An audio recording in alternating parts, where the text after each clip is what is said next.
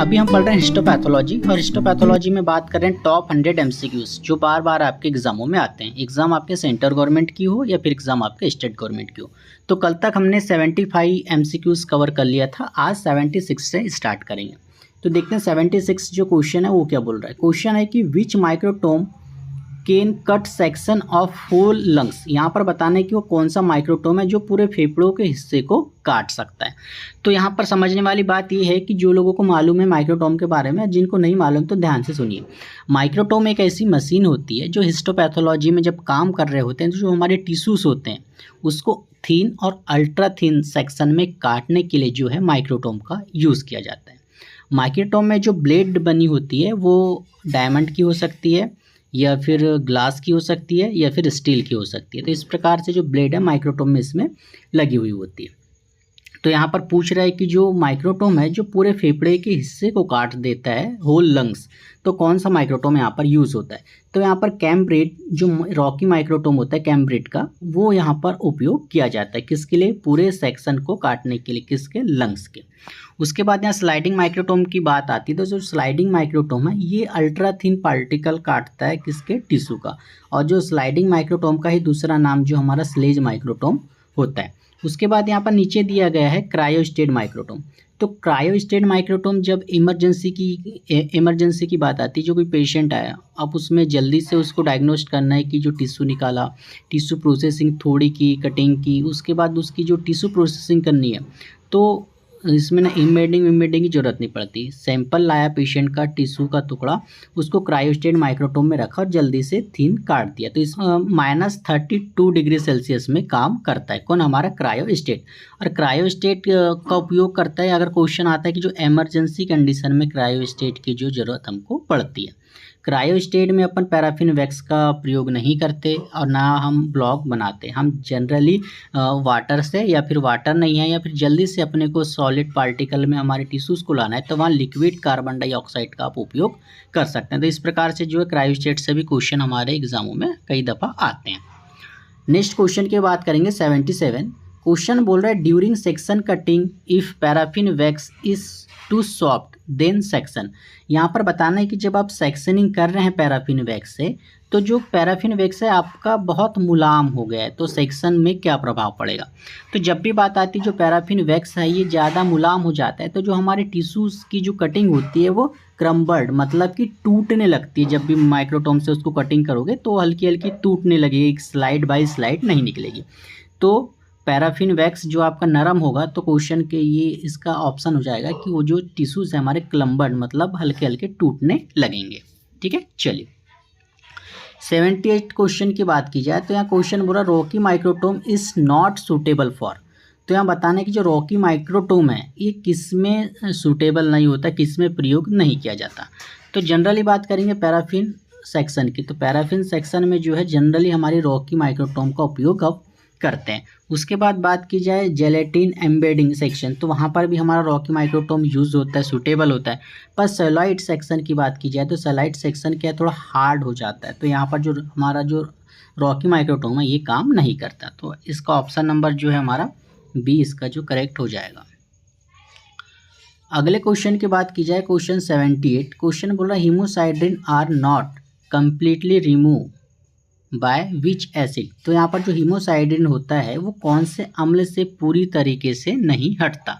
तो इसका जो करेक्ट जवाब हो जाएगा वो हो जाता है फॉर्मिक एसिड, मतलब फॉर्मिक अम्ल। अब फॉर्मिक अम्ल की बात की जाए तो फॉर्मिक अम्ल जो हमारे चींटी के डंक में मौजूद होता है, तो इसका जो करेक्ट जवाब हमारा फॉर्मिक अम्ल हो जाएगा। उसके बाद हाइड्रोक्लोरिक एसिड की बात की जाए तो हाइड्रोक्लोरिक एसिड हमारे स्टमक में होता है ना। बात की जाए सल्फ्यूरिक एसिड, तो सल्फ्यूरिक एसिड आपका स्ट्रॉन्ग एसिड है जो बैटरियों में प्रयोग किया जाता है। नाइट्रिक एसिड की बात की जाए तो फर्टिलिटी के लिए, फर्टिलाइज़र जो उर्वरक होते हैं खेतों में उसके लिए ये यूज़ किया जाता है। नेक्स्ट क्वेश्चन की बात करें। क्वेश्चन बोल रहा है कि जो माइक्रोटोम होता है रॉकी माइक्रोटोम, तो जो इसकी नाइफ होती है, इसकी जो कैसी पोजीशन में इसकी जो नाइफ होती है, इसकी जो चाकू, तो देखिए जब भी ऐसे क्वेश्चन आते हैं तो बहुत सारे जो हमारे माइक्रोटोम है वो जो हॉरिजॉन्टल, इसमें जो उनकी जो स्लाइडिंग फंसी होती है, हॉरिजॉन्टल मतलब होता है ये, ठीक है। तो इसी प्रकार की जो स्लाइडिंग इनकी बनी होती है ताकि टिश्यू जब कटे तो इस प्रकार से इसकी जो लेयर हमको बनती जाए। अब ये हॉरिजॉन्टल ना हो करके अगर ये हमारा वर्टिकल हो जाता तो इसमें दिक्कतें आती है, इसमें अच्छे से जो है चॉप्स नहीं हो पाते। ठीक है, तो इसका ऑप्शन नंबर तीसरा जो है हॉरिजॉन्टल इसका जो करेक्ट हो जाएगा। नेक्स्ट क्वेश्चन की बात की जाए, क्वेश्चन बोल रहा है यदि freezing microtome which gas are use. तो हमने आपको बताया कि जो फ्रीजिंग माइक्रोटोम कौन सा होता है हमारा क्रायोस्टेट माइक्रोटोम, तो कौन सी गैस वहाँ पर यूज़ की जाएगी। तो हमने बताया दिया उसमें जो लिक्विड कार्बन डाइऑक्साइड है CO2 वो यूज़ किया जाता है। किसमें, जो फ्रीजिंग माइक्रोटोम होता है। फ्रीजिंग माइक्रोटोम का यहाँ पर नाम पूछ लेता है तो कौन सा, क्रायोस्टेट माइक्रोटोम। ठीक है, ठीक है। 82 क्वेश्चन की बात की जाए, क्वेश्चन बोल रहा है double convex knife is use microtome. मतलब कौन से माइक्रोटोम में जो है डबल कॉन्केव्स नाइफ का जो है उपयोग किया जाता है। तो इसका जो करेक्ट जवाब हो जाएगा वो कैम्ब्राइट रॉकी माइक्रोटोम में जो है इसका उपयोग किया जाता है। किसका, डबल कन्वेक्स नाइफ का। ठीक है, इसमें जो डबल नाइफ हमारी लगी होती है। क्वेश्चन की बात की जाए 83, यहाँ पर बता रहा है कि जो नाइफ है, जो चाकू है, उसकी भुजाओं हैं तो उसका जो है कितने कोण में वो झुका हुआ होना चाहिए, उसका जो एंगल है वो कितना होना चाहिए।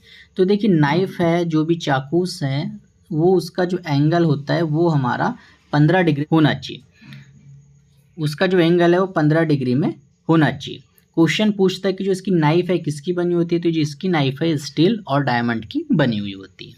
ठीक है, चलिए क्वेश्चन की बात की जाए तो क्वेश्चन बोला melting point of paraffin wax. तो पैराफिन का वैक्स का जो है मेल्टिंग पॉइंट यानी कि गलनांक बिंदु उसका बताना है। तो पैराफिन वैक्स की एक औसत बात की जाए तो 56 डिग्री सेल्सियस में जो पैराफिन वैक्स है वो मेल्ट हमारा हो जाता है। ऑप्शन के हिसाब से इसका जो पहला ऑप्शन हो जाएगा 50 से 60 डिग्री सेल्सियस, ये जो है करेक्ट इसमें हो जाएगा। उसके बाद यहाँ पर क्वेश्चन पूछ रहा है कि जो आप Sudan black B stain use करेंगे तो उसमें जो न्यूक्लियस है उसका कलर कैसे दिखाई देगा। तो हम आपको बता दें कि जो सूडान ब्लैक बी है ये जनरली फैट या फिर लिपिड के स्टेनिंग के लिए सूडान ब्लैक बी का उपयोग किया जाता है, लिपिड के लिए। पर वहाँ पर जब न्यूक्लियस का कलर कैसा दिखेगा, तो इसमें सूडान ब्लैक बी जब स्टेन होती है तो जो न्यूक्लियस होता है उसका कलर ब्लू ब्लैक कलर का दिखाई देता है। नेक्स्ट क्वेश्चन की बात की जाए 86, क्वेश्चन बोल रहा है in oil red stain counter stain of the section if done with the help of. मतलब कि जब ऑयल रेड ओ स्टेन करते हैं, ये हम जब फैट के लिए स्टेन करते हैं, तो जब काउंटर स्टेन को कौन सा काउंटर स्टेन यहाँ पर लेंगे। तो इसका जो करेक्ट जवाब हो जाएगा, इसमें हम ऑयल रेड ओ करते हैं तो हैरिस सिमेटोजाइलिन का जो है काउंटर स्टेन के रूप में इसका ये स्टेन को अपन इसमें लेते हैं। और ये ऑयल रेड ओ हम किसके लिए करते हैं, क्वेश्चन आता है तो फैट सेल्स के लिए या फिर लिपिड के लिए हम ऑयल रेड ओ का उपयोग करते हैं। ठीक है, चलिए नेक्स्ट क्वेश्चन की बात की जाए, क्वेश्चन बोल रहा है न्यूक्लियस स्टेन ऑयल रेड ओ। अब ये ऑयल रेड स्टेनिंग में जो न्यूक्लियस है ये कैसा कलर का दिखाई देगा। तो ऑयल रेड ओ में जो है रेड कलर का जो इसमें न्यूक्लियस आपका दिखाई देगा। क्वेश्चन की बात करेंगे 89, क्वेश्चन बोल रहा है exfoliative cytology is use the early detection. मतलब कि एक्सफोलिएटिव साइटोलॉजी का उपयोग करेंगे तो किस चीज़ का पता लगाने के लिए अपन करते हैं। तो जनरली जो कैंसर सेल होते हैं उसका भी अपन पता लगा सकते हैं, या पर हाइपर प्लाजिया होता है इसमें पता लगाने के लिए करते हैं एक्सफोलिएटिव साइटोलॉजी का। तो इसका ऑप्शन नंबर फर्स्ट कैंसर और हाइपर प्लाजिया दोनों करेक्ट हमारे हो जाएंगे, ऑप्शन नंबर सी।